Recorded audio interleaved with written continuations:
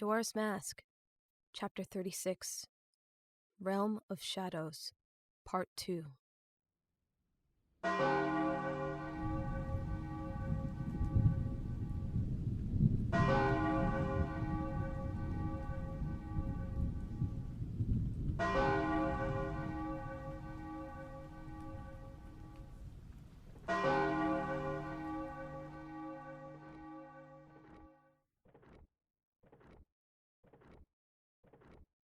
Link ran.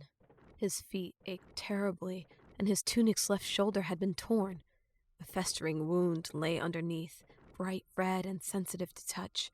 Its sting was open to the cool night wind. The bruises on his face had begun to heal, though his sore muscles from the Dark Sorcerer's control had not. His breathing was rhythmic and controlled. He'd started running an hour ago, and despite his body's pleas, he never slowed down. It was all too familiar of a situation. With Zelda, he'd reached her bedroom door mere hours after death. He'd barely missed reaching Anju in time to save her and had held her hand as she died. He'd played the Song of Time moments too late and lost Tattle once before. The Dark Sorcerer had killed Navi before Link had time to realize what was even happening. Now, he ran to save a loved one again. There was barely an hour left before the sun rose, and he imagined his remaining journey to the west coast would normally take longer, but he had to get there sooner. Tattle was somewhere there, imprisoned in a glass bottle to spend the last remaining hour of her life. He wasn't sure he'd ever run this hard before for so long. He shouldn't be capable of even a jog by now, but somehow he kept going. I can't lose her too! If there really are gods watching over me, then please, help me. Help her. No more death, please. The sky was still red and purple, but the stars started vanishing as day's brightness approached. The moon shook Termina again, and Link maintained his balance. Pausing for even a moment could make the difference. Once the moon made contact with the ground, everything would be destroyed in seconds. He imagined the world around him in flames as the grass and trees became torches for Majora's wrath. With the land in ashes, the mask could leave Termina. Finally free of its ancient prison, it would destroy Hyrule before it could be buried under the ocean. If everything the masked salesman had told him was true, then Hyrule was doomed no matter what happened. Unless the mask could be controlled, and its power used for good. Link didn't think that was possible. Ever since his second night atop the clock tower, the mask had started controlling even him. The thought made him stumble. No, Link thought, pressing onward. Don't think about anything else. Tattle, that's all that matters right now. He'd passed through Clocktown's doors a while ago, and the ornate fountains marking the western expanse. Now, he'd finally reached sand. He didn't think rolling would be quite as fast. His Goron form was heavier, so it might sink easier. He hadn't wasted the time to check. Rock walls started on either side of him, creating a passageway to the water. The sandy road led straight into a tall, white wall blocking the way forward. Most of its top was spiked, but Link grabbed onto a smooth section and launched himself over easily. He landed on the other side and kept running. Then, Link's legs almost gave out. He stumbled again, catching himself on the rocky border and realizing how close he was to collapsing. Link leaned against the wall and panted. He refused to think about how many days it'd been since he took a proper rest. Instead, he retrieved the remaining bit of his health potion, barely allowing himself to gulp in air as he swallowed it. It burned, but he felt energy returning to mask the exhaustion plaguing his every muscle. These aren't real people, Link. Stop pretending there's something they're not. No, he thought stubbornly. Then your love is misplaced. A shadow doesn't have a heart. He remembered the crescent moon and the diagonal lines, the drawing on the wall. Love. You're wrong, Link thought. She does have a heart. It didn't matter what she was. It didn't matter what Termina was. He and Tattle loved each other. Their adventure had proven that, no matter what the Dark Sorcerer said. An earthquake knocked him off the wall, and he got sand in his tunic when he fell. Link quickly scurried back to his feet. The health potion let him push on, and so he did. He put the last bit remaining in his bag. Running, Running. He might die of exhaustion before he ever reached Tattle. The sand absorbed his speed, making it even harder to keep going. I can't give up. I promised Tattle I would never leave her behind. He ran for another half hour, only pausing when his body would not go any further. If his inner clock was correct, there were only 30 minutes left in this cycle. The earthquakes had become a continuous, steady roar that Link adapted quickly to. His ocarina remained a reassurance on his belt. At any point, he could save himself. But he wouldn't. And then he saw the shore. The ocean was monstrous. Waves swirled thunderously, spraying hundreds of feet skyward and far across the dark blue depths. The body of water would tear apart even the strongest ship. The shore itself had receded too, as the waves savagely ate away at the remaining land. The sky was clear in a strange mixture of red, orange, and blue. Night was almost gone. The sun likely rose somewhere in the canyons already, even as nighttime's remnants clung to Great Bay. Above the sea storm, it all looked like a horrible nightmare. Even if the moon didn't finish its journey, its effects on the ocean had scarred this land permanently. The shore went left and right for quite a while, curving out of sight both north and south. Link didn't see Tattle either in either direction. He also noted a destroyed pier at the beach's end. Whatever building had been there had fallen victim to the raging ocean. Which way do I go? That decision alone might determine Tattle's fate. No matter which way he chose, he'd have to keep going to make sure she wasn't around the next bend. There likely wouldn't be time to backtrack and explore both paths, and there certainly wasn't time to stand there and think about it. Link ran left. The sand kept pulling his boots down as the ocean roared on his right. He passed the roots of a palm tree and more scattered debris. Eventually, the shore ran through a circular cave, and he exited the other side to see more sand and beach. Should I turn back? He thought, already doubting himself. No. Link continued, ignoring the foam that sprayed his face with each massive wave. The shore curved to the left, and Link passed tall, black columns protruding high from the water. They appeared to be stepping stones leading to a cave, but the dangerous storm made traversing them impossible. Link followed the shore's curve for several minutes, and then he saw where it ended. The sandy path diverged from the ocean. It sank to become a trench and also cut inland to end at a massive rocky wall. The wall towered high, almost 200 feet, and its top quarter was made entirely of wood and tightly wedged boulders. It was clearly a dam, and it seemed secure. No water poked through to fill the sandy trench far below it, which led from the wall's bottom all the way back to the ocean. Tattle was in the middle of the trench, sitting in a bottle. And the Skull Kid floated beside her. The masked imp was enraptured by Great Bay's catastrophic storm, though his true eyes were hidden behind Majora's. Link stopped running when he rounded the corner and saw them. A boulder wedged in the sand still hid him, but Link quickly stepped out from behind it.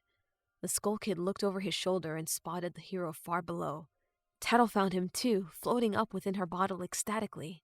After all this time, there was only a small stretch of sand separating them, along with their most dangerous adversary. The Skull Kid merely stared down at Link with the mask's orange orbs. The boy stared back with angry blue ones. The ocean swirled menacingly at their side as the night dwindled to day. I'm here for Tattle! Link laced his command with a threat. The Skull Kid didn't respond. I'm not playing games. Let me walk away with her, and we can go our separate ways. Still, nothing. Link drew his bow, notching an arrow and aiming it at the Skull Kid. There was no time to waste. Minutes. There were only minutes left. Please, no one has to die. The earth and ocean shook, filling the space between words. If you don't move, I'll shoot you. 10 more seconds passed, and still, the imp said nothing. Link's arrow remained notched. I won't tell you again. The earthquake ended, and then Link released his string. The Skull Kid gracefully spun out of the way, raising his arm to create a ball of purple fire in his place. The arrow flew through that instead, coming out the other side, flaming and violet. Link's eyes widened when he saw where it was headed. The dam. His own arrow struck through a plank of wood in the center, but it was the Skull Kid's fire that spread across it. Water already began leaking through the now charred wood, and Link's eyes went down to the trench, which Tattle was directly in the middle of. No! He ran for his fairy, who stared at him with wide eyes. She could do nothing else but watch. The ground exploded at Link's feet before he took 2 steps. As he spiraled, he remembered Anju doing the same, except sand surrounded him instead of stone. Link landed feet from the sloped boulder marking the beach's entrance. His vision was blurred and red. Blood dotted the ground. His stomach seared with pain. Somehow he still lifted his head to see his fallen bow. The string had snapped. Red, mangled flesh protruded from a hole in his tunic's green cloth, too, near his lower torso. Link couldn't stand as the Skull Kid flew toward him. The pain was too intense, and so he pulled out the health potion and drank the last of it. He stood, dangerously aware of how lethal it was to mask such a grave wound's warning signals, but he didn't have a choice. The Skull Kid had reached him, so Link threw the empty bottle at his enemy and retrieved his shield. The imp easily tossed the glass aside and conjured dark fire. It struck the hero's Hylian relic as fire rippled off its surface, curling into the air like snakes. Link breathed in immense heat, and he found it hard to breathe. He had no stamina left. He was wounded. The air around him was aflame. As soon as the fire stopped, Link lashed out from behind his shield with a gilded sword. His stomach screamed in protest, overpowering even the potion. The imp dodged the strike, slamming his fist into the ground and sending sand everywhere. It briefly blinded Link, but that was all the time the Skull Kid needed to conjure a ring of fire. It expanded outward to claim the hero, though he raised his shield even as he spat sand from his mouth. The impact still knocked him down yet again. This time, he landed behind the sloped boulder. Link scrambled to his feet as the Skull Kid emerged from his cloud of sand. The pain, he thought, though he stumbled for only a moment. The imp launched another ball of fire, and Link rolled out of the way toward the sloping rock. He sheathed his sword and retrieved his Goron mask as the Skull Kid flew to the boulder's other end with another prepared spell. Darmani returned. The imp's eyes widened when Link suddenly curled himself into a ball and spun toward the rocky ramp. The Goron launched himself at the Skull Kid, who still managed to dodge him. But as Link spun back to the shore, he performed a Goron pound. His momentum sent a much more powerful blast of sand skyward. The Skull Kid was overwhelmed. The impact knocked him off balance, crashing him into the ground. As he stood and wiped the sand from his mask, he looked up to see a golden blade break through the cloud of dirt. The imp sidestepped it. The sword swiped an inch from Majora's surface. Link, once again human, did not relent. He swung his blade time and time again. The Skull Kid sidestepped each one, but slowly lost his footing. The hero screamed with every slice, pushing beyond his physical exhaustion. His blood had been spilled. The dam separating Tattle from gallons of water was burning. The moon was less than 15 minutes from flattening Termina, and Link swung his sword mercilessly, striking to kill. He didn't give his enemy a moment to recuperate or cast a spell. When the imp went to fly away, Link swung his sword over the Skull Kid's head. The hero managed to successfully keep his adversary grounded, but he also exposed himself. The imp narrowed his eyes from behind Majora's mask, finally seizing a chance to strike back. The Skull Kid grabbed Link's wrist before he could bring his blade down, twisting it back. Ah! The boy screamed, flashing back to the masked salesman's command over his body. The gilded sword fell to the sand, but still, Link didn't relent. He launched his fist at the Skull Kid's face instead, but the imp caught it with his other hand. The Skull Kid twisted Link's left arm around his back, pulling him forward so they were face to face. Majora's orange eyes became Link's entire world. You have something that's mine, the imp said. The Skull Kid placed his hand on Link's chest directly over the scar. Overwhelming pain surged there. The wound flared as if it was brand new. Something stirred within his scar at the Skull Kid's touch. Link's eyes turned bright purple, and suddenly he was looking at himself through the imp.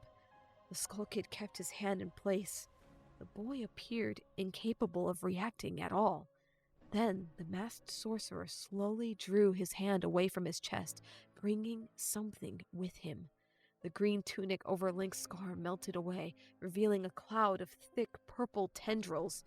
The imp pulled the dark magic out of his scar, reclaiming it. The pain was worse than the injury in his wound and his tired legs, arms, and feet combined. The pure concentration of dark magic wrapped itself around the Skull Kid's fingers, returning to its master. The boy's eyes remained purple, and he still saw himself from the imp. Yet despite that, he never escaped his own pain, wishing more than anything the agony would end. He watched as the blonde in his hair turned white, and his tunic slowly lost color too, turning gray. Then, something went wrong. The dark magic had only begun to snake down the Skull Kid's hand before the imp screamed, and Link felt that new pain too, as well as his own. The magic burned the Skull Kid's hand unexpectedly, and a third consciousness entered Link's reality. The masks. The world became a chaotic whirlwind of agony. The mask was surprised, angry, and hurt. The Skull Kid was terrified, and Link didn't understand any of it. Somehow the magic in his scar had been tampered with. The boy had done something to it, and it could not be returned to its master. This magic is no longer my own. The Skull Kid released Link, letting go of his chest. Link returned to his own head, stumbling backward onto the sand. The color of his hair, tunic, and eyes came back too. The imp collapsed just across from him, while the purple magic extracted from Link's chest fell to the sand between them. As he stood, Link's mind still swam with echoes from the Skull Kid's and Majora's minds, twisted by their combined darkness. He saw the imp lying there, near the magic that had burnt him. Oh, now's my chance, the hero thought. He retrieved his sword and stepped toward the Skull Kid. Link would slay him before he could stand. He deserves it, Link thought. He deserves a brutal death. But he hesitated. For a moment, Link wondered if that ruthless voice was his own. Then the ground shook. Link heard running water. No! He spun around. The wood had been burnt away, and the rocks couldn't hold back the water forever. Powerful streams had already forced their way through new holes, and suddenly, the entire dam exploded. Wood and rocks rained down like missiles. A wave of water immediately fell too, crashing into the trench and flowing forcefully toward the fairy in her bottle. She stared at it with wide, frightened eyes, but she could do nothing. Turtle! Link sprinted. All pain was forgotten as he returned his sword to his scabbard and threw his bag to the ground. The water rushed toward her, and even without his bag hindering him, he didn't think he could make it. The water was torrential, almost as aggressive as the ocean. It foamed madly to refill the dry seabed and reconnect with Great Bay. The Skull Kid stirred, watching as Link challenged the water's speed to run for Tattle. He saw the dark magic next, which twisted with life on the sand. Its purple tendrils and small, translucent body seemed lost without a host. That's my magic, the imp thought. It should have come back to me. It shouldn't have burnt me. The boy had already used it to hurt him once before, and now he couldn't even take it back. The imp ripped off part of his right sleeve, flying up to the dark magic and wrapping it around the substance so his fingers wouldn't touch it. The Skull Kid then flew away, carrying it with him. There was a continuous earthquake as Link ran, but he kept his footing. His eyes looked from the bottle to the monstrous stream of water. There were over a dozen boulders in it, all forcefully being swept down the chute to crush everything in its path. Link jumped into the trench of dirt and sand and ran for Tattle, only steps away. But it was too late. The water swept Link off his feet as soon as it hit him. He spun. Foam, dirt, and rock twirled madly around him. He couldn't see the bottle, but he saw a massive rock narrowly miss him. He bounced into the riverhead, landing forcefully on his right shoulder.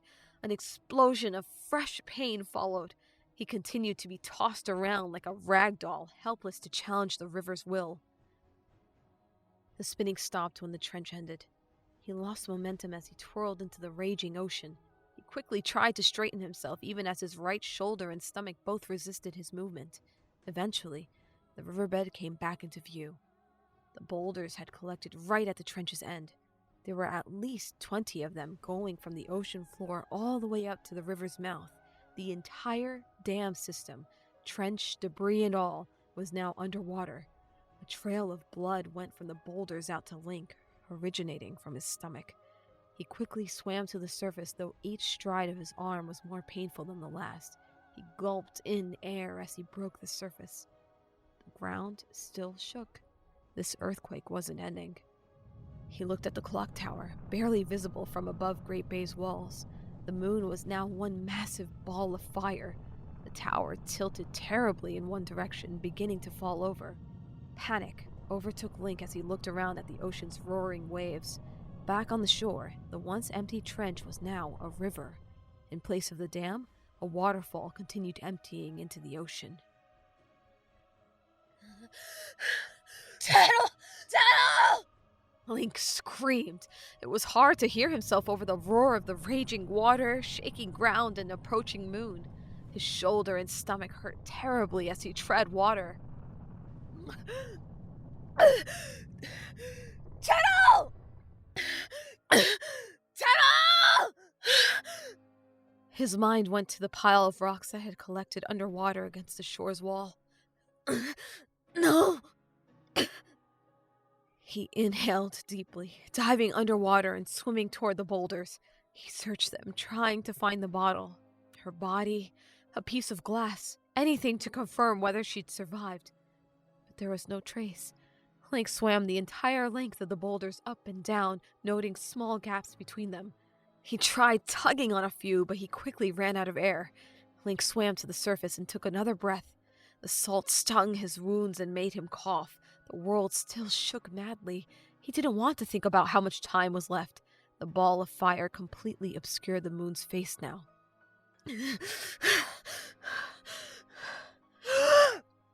Link dove back underwater, searching the boulders again. And then he saw a bright white light. The boulders had formed a small opening, too small for Link to fit through. The rocks had created a small cave, and within it sat Tattle.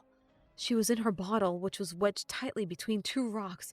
She slammed her body into the glass, trying to break it, but she appeared unable to. She was trapped in this newly formed underwater cave.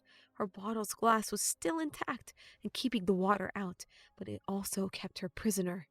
Link tried to squeeze himself into the opening so he could reach her, but he couldn't fit. No! No! No! Tattle looked up to see him. Hardly any distance separated them, but the boulders, bottle, and water stopped them from being reunited. Link tugged as hard as his arms would allow, but the rocks were heavy, tightly wedged, and his shoulder hurt too much. A cloud of red drifted past his face as his stomach kept bleeding too. He ran out of breath and didn't stop to catch his strength when he resurfaced for air. He caught a glimpse of the moon again. The raging fireball was less than 5 minutes from making contact with the ground. It was now halfway down the length of where the clock tower had once stood. Link returned underwater, pulling again at the rocks with all his might. He put every ounce of remaining strength into his hands, but it wasn't enough. Even ignoring the pain, which felt like needles jabbing into his muscles and bone, soon became impossible. Please! He thought desperately. This can't be happening! In his madness to save the fairy, though, he hadn't noticed something. She was no longer trying to escape. She was trying to get his attention. The water and distance separating them prevented her voice from reaching him, but eventually, Link stopped fighting to pull the rocks free.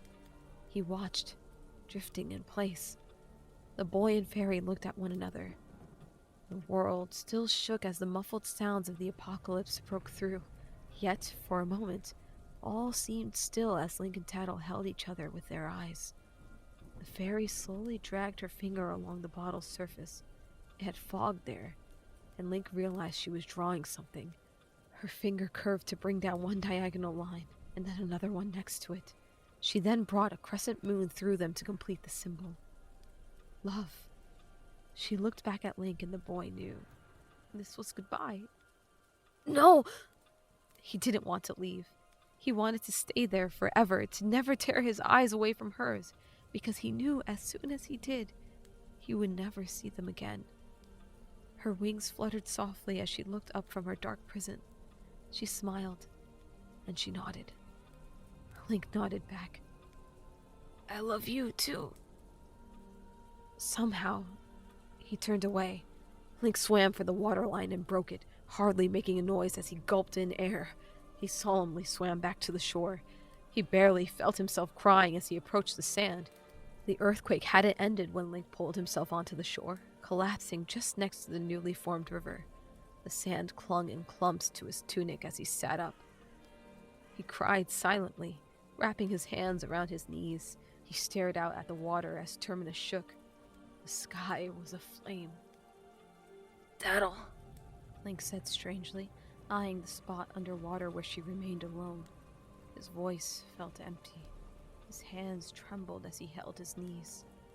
I wish I could save you. It came out as a whimper. I wish I could save you, Daddle, but I can't. Link sniffled as he stared blankly ahead.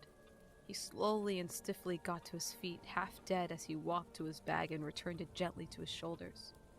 His cheeks were tear-stained, and his eyes were red as he pulled his ocarina from his belt. Link turned it over in his hand.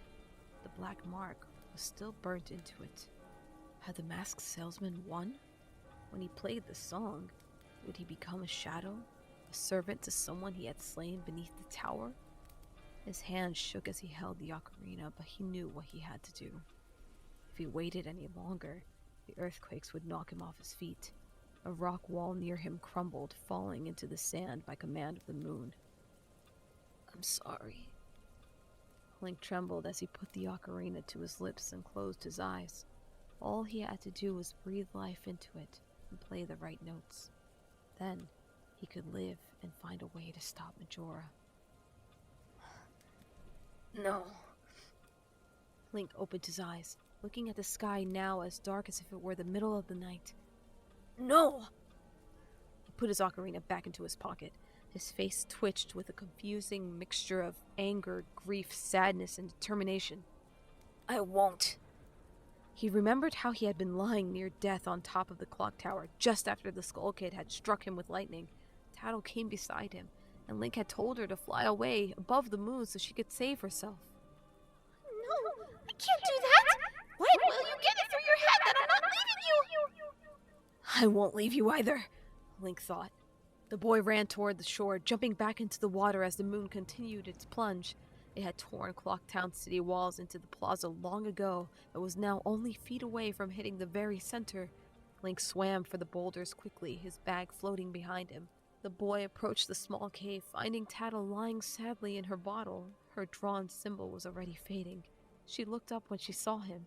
He was tugging furiously at the boulders again. Her wings stood up in shock as she flew to get his attention. Link did not heed her, ignoring Tattle as she pulled. He hardly felt the pain in his shoulder anymore or saw the blood floating past him. Tattle slammed into the walls of her prison furiously, telling him to leave, that it was too late, that he had to save himself. Link wouldn't listen. He stubbornly ignored his lungs as he ran out of air, but the rocks were no closer to being dislodged, hardly stirring at the ferocious earthquake. Eventually, the urge was too great, and Link swam back to the surface. When Link inhaled, he tasted fire. There was only blinding light where the moon and Clocktown had been.